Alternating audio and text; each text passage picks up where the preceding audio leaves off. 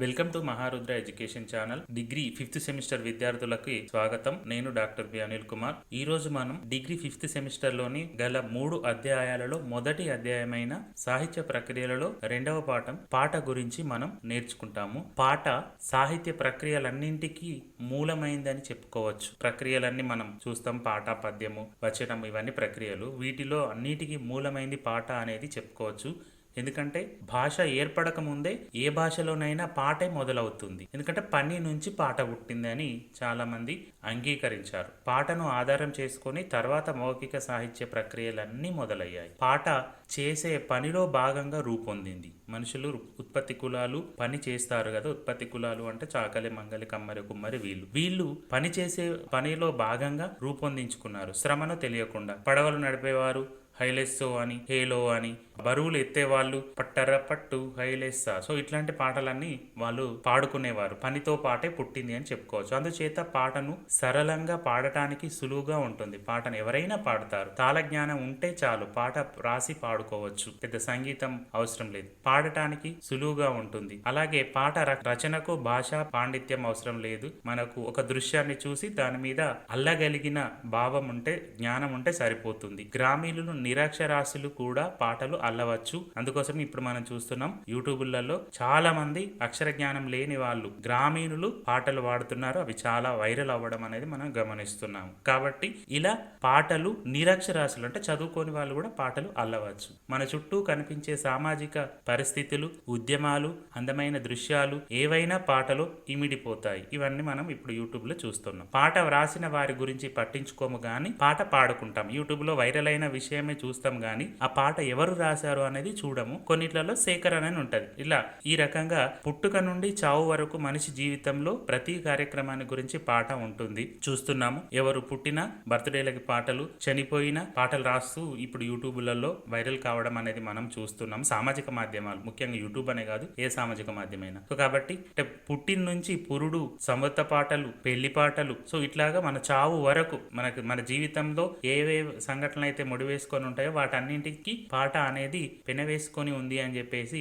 చెప్పుకోవచ్చు. ఇలా ప్రతి కార్యక్రమాన్ని గురించి పాట అనేది ఉంటుంది. పాటను గురించి సాహిత్య లోకం పట్టించుకోకపోవడానికి కారణాల గురించి చూద్దాము. ఒకటి, పాటలను గ్రామీణులే వ్రాసారు. పాటలను ఉత్పత్తి కులాల వారే వ్రాసారు. ఉత్పత్తి కులాలు అని అంటే ఇక్కడ నేను చెప్పొచ్చింది ఏంటంటే చాకలి, మంగలి, కుమ్మరి, కమ్మరి, మాల, మాదిగ వీళ్ళందరూ ఉత్పత్తి కులాల కిందికి వస్తారు. వీళ్ళు పాటను ఉత్పత్తి చేశారు. ఎందుకంటే కష్టపడేది వీళ్ళు కాబట్టి, పనులు చేసేది వీళ్ళు కాబట్టి, వీళ్ళ దగ్గర నుంచి పాట వచ్చింది కాబట్టి కొంతమంది, కొన్ని వర్గాల వాళ్ళు ఈ పాటను ముందుకు తీసుకురాలేకపోయారు, దీన్ని హైలైట్ చేయలేకపోయారు అని ముఖ్యంగా చెప్పుకోవచ్చు. పాటలను ఉత్పత్తి కులాల వారే రాశారు. విమర్శకులు పాటను గురించి పట్టించుకోలేదు. అందుచేత పాటకు ప్రాధాన్యత లేకుండా పోయింది అని చెప్పవచ్చు.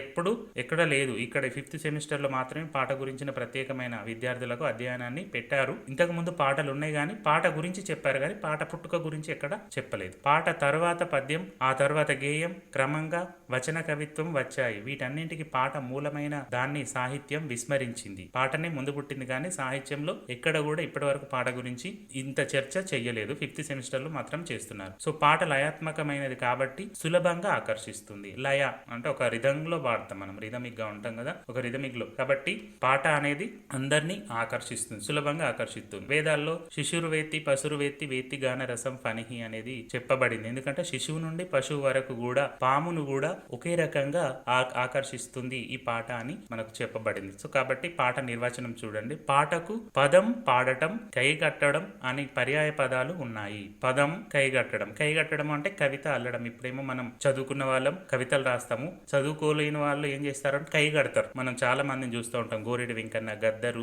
ఇలాంటి వాళ్ళు చాలా మంది ఏం చేస్తారంటే కైగడతా ఉంటారు. అక్కడ ఉన్న దృశ్యాన్ని చూసి, యాక్సిడెంట్ అయినా లేదంటే ఇంకేదైనా ఘోరాలు జరిగినా, బస్సు ప్రమాదాలు జరిగినా కానీ అక్కడ దృశ్యాన్ని చూసి అక్కడిదక్కడనే కైగడుతూ ఉంటారు. సో ఇట్లాగా కైగట్టడము, పాట అని, కైగట్టడము అనే పర్యాయ పదాలు ఉన్నాయి. పాట, గేయం సమానార్థకాలుగా వాడుతున్నారు. కానీ పాట తెలుగు పదం అయితే గేయం సంస్కృత పదం. ఇక్కడ గమనించండి, పాట అనేది తెలుగు పదం, గేయం అనేది సంస్కృత పదం. పాటకు ఛందస్సు అనేది ఉండదు కానీ గేయానికి ఛందస్సు ఉంటుంది. ఈ విషయాన్ని గమనించాలి. ముఖ్యంగా ఈ పాయింట్స్ రాయాలి. పాటను ఇలా నిర్వచించవచ్చు: శ్రమ చేస్తూ శరీర కష్టాన్ని మర్చిపోవడానికి సృష్టించే మౌఖిక రూపం. మౌఖికం అంటే ముఖం ద్వారా, ఓరల్ గా. శ్రమ చేస్తూ శరీర కష్టాన్ని మర్చిపోవడానికి సృష్టించే మౌఖిక రూపం. ప్రజల అక్షర రూపం పొందిన కవిత్వం పాడే లక్షణం అంటే ఉంటే అది పాట అవుతుంది. మనం అక్షర రూపం పొందిన కవిత్వం పాడే లక్షణాన్ని కలిగి ఉంటే అది పాట అవుతుంది. ప్రజల కష్ట సుఖాలను, ఆవేశాన్ని, ఉద్వేగాన్ని, జ్ఞాపకాలను వ్యక్తం చేసే సాధనం పాట.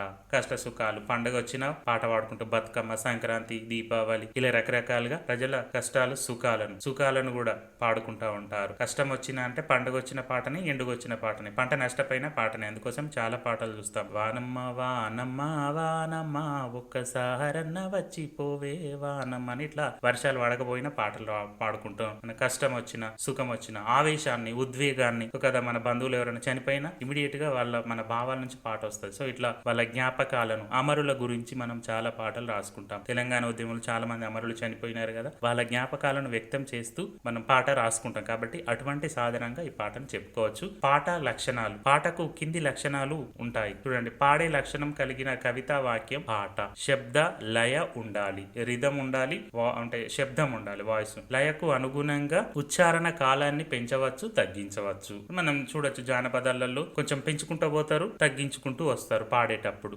అట్లాగలా పాటలో మాత్రాగణాలు ఉంటాయి, ఛందస్సు అనేది ఉండదు, మాత్రాగణాలు మాత్రమే ఉంటాయి. లయను, గాత్రంలో మార్పులు చేసుకోవచ్చు. తాళ జ్ఞాన స్థాయిని బట్టి లయ సమకూరుతుంది, అక్షరాలతో లయ తయారవుతుంది. పాటలో ప్రతీకలు, ఉపమానాలు ఉంటాయి. మనం ప్రాచీన కావ్యాలలో కూడా ఉన్నట్టే ప్రతీకలు, ఉపమానాలను కూడా మనం వేసుకోవచ్చు. అమరులను మనం చెప్పుకుంటాం. తెలంగాణ ఉద్యమంలో చనిపోయిన అమరులను మా పంట పొలాలలో మొలకల్లాగా చూసుకుంటాము, మా ఇంట్లో పుట్టిన లేగదుడలకు మీ పేరు పెట్టుకుంటామని ఇలా మనం పాటలలో కూడా మనం రాసుకుంటాం కదా, అవి ఉపమానాలు, ప్రతీకలు అంటారు.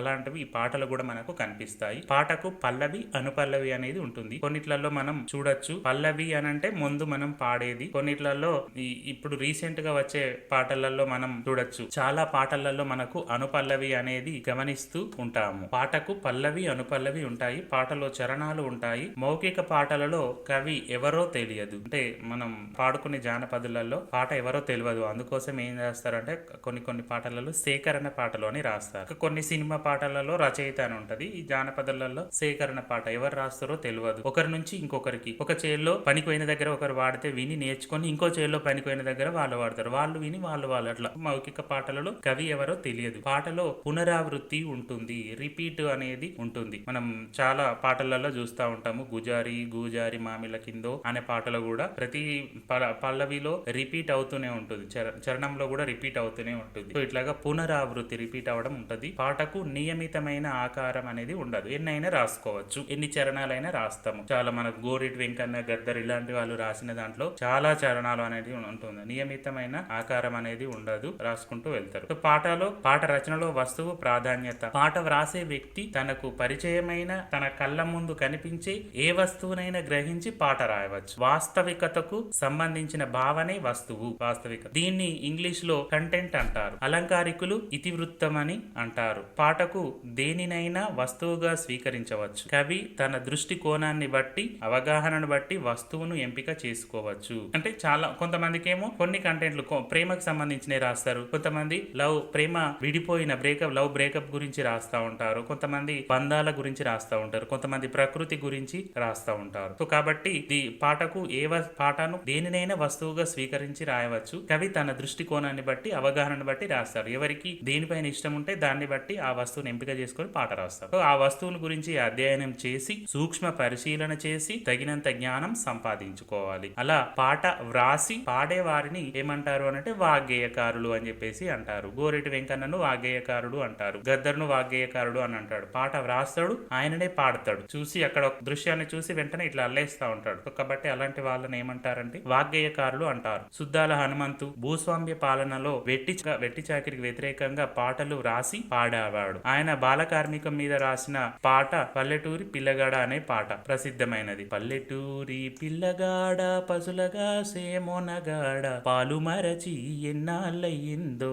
ఈ పాట చాలా ప్రసిద్ధమైంది. చదువురాని వారు తమ భావాలను పాటగా అల్లుకుంటారు. కులాల మధ్య తేడాను ప్రేమను వస్తువుగా స్వీకరించి వాగులో కోనేరు అనే పాట వ్రాయబడింది. మనకు టెక్స్ట్ బుక్ లో ఇచ్చింది, దాంట్లో వివరంగా ఉంటది. ఇక్కడ మనకు ఎగ్జాంపుల్ గా చెప్పుకుంటున్నాం. కవి ఎవరో తెలియకపోయినా ఈ పాటలో ప్రకృతి సౌందర్యం, సామాజికత కనిపిస్తాయి. రైతు గురించి పాట వ్రాయాలంటే ప్రకృతి సౌందర్యం, సామాజికత కనిపిస్తాయి. రైతు జీవితం గురించి తెలిసి ఉండాలి. రైతు జీవితాల్లోని సుఖదుఖాలను వర్ణిస్తూ మన సుద్దాల అశోక్ తేజ ఆకు పచ్చ చందమామ నువ్వెలే నువ్వెలే నీకు మచ్చ ఏడాలేని లేదులే లేదులే అనే పాటను సుద్దాల అశోక్ తేజ రచించాడు. అందులో రైతు ఔన్నత్యాన్ని గురించి చాలా అద్భుతంగా చిత్రీకరించాడు. నింగి చుక్కలలో చందమామ, చెమట చుక్కలలో రైతు అని రైతు ఔన్నత్యాన్ని చాలా అద్భుతంగా చిత్రించాడు. పాట రచనలో శిల్పం చూస్తే మట్టిని కుండగా చేయడం, రాయిని శిల్పంగా మార్చడమే శిల్పం. ఇక్కడ మనం శిల్పం గురించి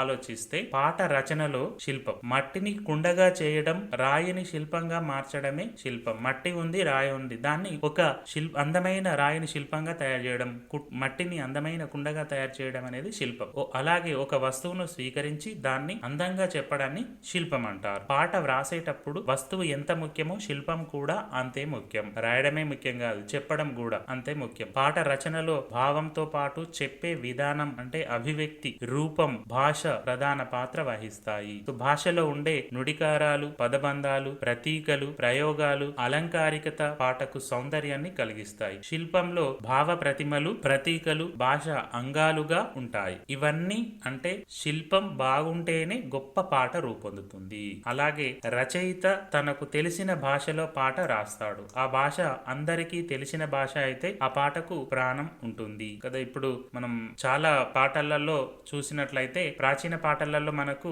చాలా వరకు అర్థాలు తెలియవు. ఇప్పుడు జానపదాల్లో పాడుకునే పాటలో మన జీవితం ఉంటుంది కాబట్టి మన జీవితానికి సంబంధించినవి, ప్రేమ, ఇప్పుడు ముఖ్యంగా యవ్వనం ఏజ్ లోకి వస్తున్నారు, యంగ్ ఏజ్ లో ఉన్నారు కాబట్టి ప్రేమ గురించిన పాటలు రాస్తే మీకు చాలా మందికి అర్థమవుతుంది. అదే మానవ సామాజిక విలువల గురించి పాట రాస్తే దాన్ని ఎవరు ఎక్కువ మంది ఆదరిస్తలేరు. సో కాబట్టి ఏంటంటే ఇక్కడ మనము పాట శిల్పం బాగుంటేనే గొప్ప పాట కూడా రూపొందుతుంది. తెలిసిన భాషలో ఉండాలి. అది అందరికి తెలిసిన భాష అయితే ఇంకా బాగా ప్రాణం ఉంటుంది. ఈ జానపద పాటలు మన అందరికి ఇళ్లలో తెలుసు కాబట్టి అవి ఇప్పుడు ఎక్కువగా ట్రెండింగ్ లోకి వస్తున్నాయి అన్నమాట. వస్తువు సంక్షిప్తంగా ధ్వనితో చెప్పడం కవిత్వంలోని గొప్ప అందం. గద్దర్ రచించిన కావు కావున కాకులరిసితే అనే పాటలో ప్రజల జీవితం, బిడ్డల కోసం తల్లిపడే ఆవేదనలతో పాటు స్థానిక భాష అనేది ఉంది. మంచి శిల్పం ఉన్నాయి కనుకనే అది గొప్ప పాటగా ప్రాచుర్యం పొందింది. ఇందులో బిడ్డలపై ప్రేమను, జ్ఞాపకాలను పక్షుల ద్వారా, జంతువుల ద్వారా ప్రకటించడం కనిపిస్తుంది. దీని వలన పాటలో భావచిత్రం కనిపిస్తుంది. ఇక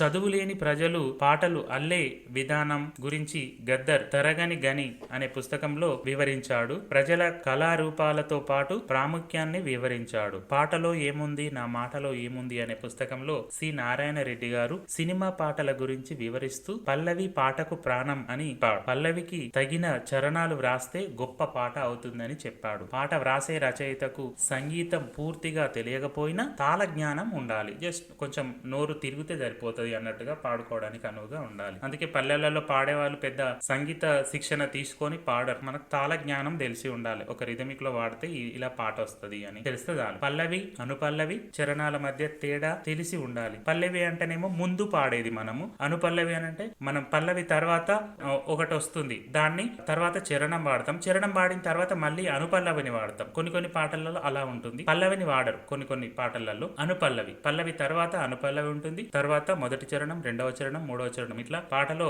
సినిమా పాటల్లో ఒక 2-3 చరణాలు ఉంటాయి కదా. ఆ చరణాల తర్వాత మళ్ళీ పల్లవి వాడరు, అనుపల్లవి వాడతారు. సో ఇట్లాగా పాట వ్రాసే రచయితకు సంగీతం పూర్తిగా తెలియకపోయినా తాళ జ్ఞానం ఉండి పది అనుపల్లవి చరణం అంటే ఏంటిదో వాటి మధ్య తేడాలు తెలిసి ఉండాలి. మౌఖిక సాహిత్యంలోని అల్లికను గమనిస్తూ లయానుగుణంగా పాటను అల్లే విధానం తెలుసుకోవాలి. గాయకుల గొంతు బాగుంటే లయ శ్రోతలను ఆకర్షిస్తుంది. ఈ విషయాలను పాటలను వ్రాసే కవులు దృష్టిలో ఉంచుకొని అధ్యయనం చేస్తూ శ్రద్ధగా పాత పాటలను వింటూ అభ్యాసం చేస్తే మంచి పాటలను రాయవచ్చు, శ్రోతలను మెప్పించవచ్చు. ఇది పాటకు సంబంధించిన విషయం.